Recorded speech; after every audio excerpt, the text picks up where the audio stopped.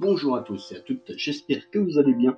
Aujourd'hui, on se retrouve pour parler du chapitre 217 de Lecteur Omniscient. Ça fait longtemps que j'avais pas fait de review sur ce webtoon, mais on va enfin s'y remettre. Alors, avant de commencer, sachez que je ne vais pas faire de review des chapitres sortis sur les sites illégaux, puisque bien sûr, je sais que ces sites-là sont plus avancés dans la traduction des chapitres, tout simplement. Moi, je vais m'arrêter au chapitre que l'on a du coup sur le site ou l'application Webtoon France, tout simplement. Et à l'heure actuelle, le dernier chapitre sorti chez eux, il s'agit du chapitre 217. Voilà. Donc merci évidemment de ne pas spoiler dans les commentaires ce qui se passe et de ne pas spoiler également pour les lecteurs d'une nouvelle, hein, parce que je sais également qu'il y a un novel. Sur ce, maintenant, on peut commencer.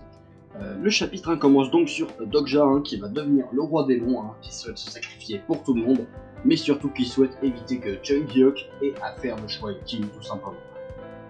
Ici, on a très clairement un Dokja du coup qui est prêt à se sacrifier pour tout le monde, mais par contre un Dokja qui a très probablement un plan malgré tout.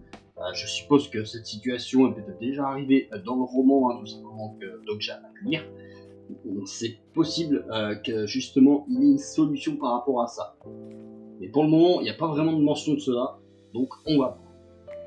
On a donc Dokja qui commence à se transformer en roi démon en utilisant le fameux talisman permettant de le devenir. Et donc c'est ainsi que le 73e roi démon vient de naître, tout simplement. Le dernier roi démon ici. Et c'est du lourd, très clairement, puisque Dokja est de rang légendaire. Et ça, c'est juste exceptionnel. Le gars est quand même parmi. Enfin, je crois que c'est le rang le plus haut, donc voilà, pour une constellation. Il a envoyé du lourd, très clairement. Et ça montre également qu'il doit avoir une puissance juste exceptionnelle.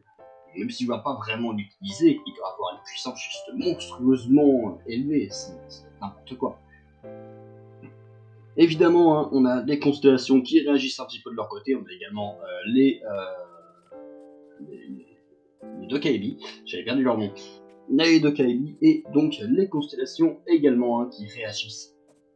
Certaines qui du coup sont plutôt surprises et d'autres qui vraiment sont hostiles, notamment les constellations du bien qui sont hostiles envers Dokja puisque celui-ci est devenu une constellation corrompue. C'est ainsi qu'on appelle les rois démons. Donc voilà, on a tout le monde qui est surpris. Kilion qui tombe à terre, Jung-hyuk qui reste à terre parce que vraiment il s'est fait décommer par Dokja 2 secondes avant. Très clairement là il n'est pas très bien de Jung-hyuk, c'est la deuxième fois quand même qu'il se fait poutrer par Dokja. Je pense qu'il va vraiment vouloir se venger, c'est quand même assez violent. Et on a alors là le Dokja qui se révèle. Et c'est juste une masterclass, il est magnifique clairement. Entre ses ailes noires qui contrastent avec sa veste blanche, ses cornes, ses yeux rouges. Franchement, on a tout ce qu'il faut pour un beau démon. Franchement, masterclass. Tous ceux qui l'appelaient le roi moche, là, à mon avis, ça va changer. Là, ça va clairement changer. Vraiment, il est magnifique, clairement, sous sa forme démoniaque. Vraiment, il a une prestance de fou furieux. Vraiment, les pages sont magnifiques en plus, donc très clairement, c'est une dinguerie. On a donc Dokja qui va demander à tous ses compagnons de se rappeler comment affronter un démon pour pouvoir l'affronter lui tout simplement. Et oui, Dokja leur a appris comment tuer un roi démon et finalement, ça va se retourner contre lui. Parce que c'est lui le roi démon maintenant. Et ça, très clairement, ça pique clairement. Et en même temps, tout le monde est vraiment sous le choc. Personne ne veut tuer Dokja, ce qui est totalement normal. Et surtout que tout le monde se rappelle également des paroles de Jung-hyuk, disant que Dokja ne pourrait pas revenir à la vie cette fois-ci. Et c'est là que Dokja va mentir, vraiment, c'est menteur assuré à ce niveau-là. Il va affirmer tout simplement que bien sûr que si je vais revenir, vous en faites pas, c'est mon pouvoir, oui, vous avez oublié qui je suis. Mais bon, très clairement, vu la mise en scène dans ce chapitre, il est clair que Dokja va mourir ici, et va peut-être pas pouvoir revenir, tout du moins avec la même méthode. Peut-être qu'il utilisera une autre méthode pour revenir peut-être plus tard, ça faudra voir. Mais en tout cas, ici, sur ce coup-là, je pense réellement que Dokja va y passer. On a donc Dokja qui se tient dans les airs, et on a ses compagnons qui s'insurgent, estimant que non, ils ne peuvent pas faire ça, c'est pas possible. Et en plus, il n'a donné aucune explication. Très clairement, tout le monde est choqué. On apprend alors qu'il reste 30 minutes tout simplement pour ce scénario, il a une durée limitée de 30 minutes, et durant ces 30 minutes, soit Dogja va devoir tuer tous ses compagnons, ou tout simplement si eux n'arrivent pas à le tuer, ils vont tous mourir par défaut, soit ses compagnons vont devoir tuer Dogja. Dans tous les cas, il y aura des morts à la fin, soit c'est Dogja, soit c'est tout le monde en fait. Mais voilà. Dans tous les cas, va y avoir des morts.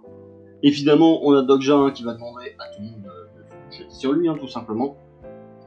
Et il va commencer tout simplement avec Su Yong qui va être un petit peu celle qui va remonter le moral des troupes, si on peut dire ça comme ça. Puisque c'est un peu la seule qui est capable de tuer Dogja comme ça, évidemment. C'est pas la première fois qu'elle le fait de toute manière.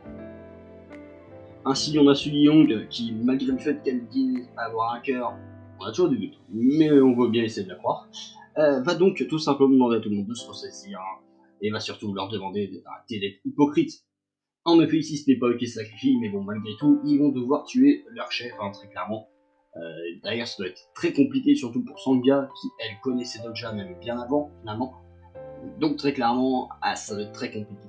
On a Kiliong aussi, qui forcément galère comme pas possible à accepter ce choix, puisque lui c'est tout simplement un enfant, et pour lui, Dogja est comme son père. Tuer son père, c'est pas simple à faire, très clairement, pour un gosse. Donc voilà. Vraiment, ce chapitre, il fait extrêmement mal. Il fait extrêmement mal, puisqu'on se rend compte réellement qu'on approche de la fin de Dogja, tout du moins de Dogja qu'on connaît.